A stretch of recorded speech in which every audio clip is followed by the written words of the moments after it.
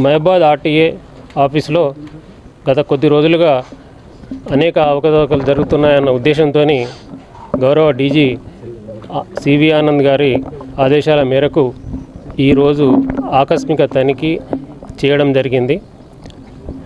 మేము ఇక్కడికి వచ్చి ఆఫీసులకు ఎంటర్ అయిన తర్వాత లోపల చాలామంది ఏజెంట్స్ 6 మెంబర్ ఏజెంట్స్ ఉన్నారు.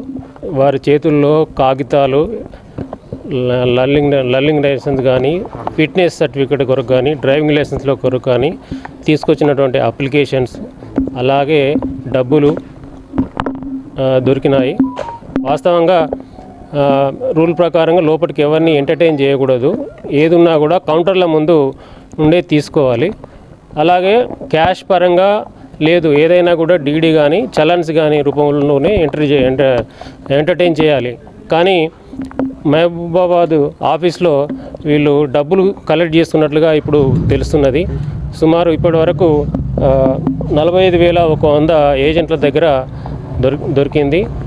అలాగే కౌంటర్లలో వర్క్ చేసే వారి దగ్గర కూడా గవర్నమెంట్ రిజిస్టర్లో పర్సనల్ క్యాష్ డిక్లేర్ చేస్తారు. ఆ డిక్లేర్ చేసేదానికన్నా చాలా ఎక్కువగా ఉంది. ఆ అమౌంట్ కూడా మేము ఇప్పుడు చెక్ చేస్తున్నాము.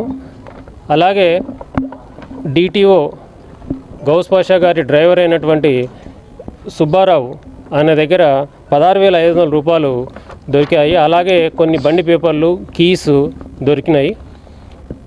అతను కూడా మరి ఎందు గురించి పెట్టుకున్నాడు అని విచారిస్తున్నాము. అలాగే ఇంకా సెర్చెస్ కొనసాగుతున్నాయి.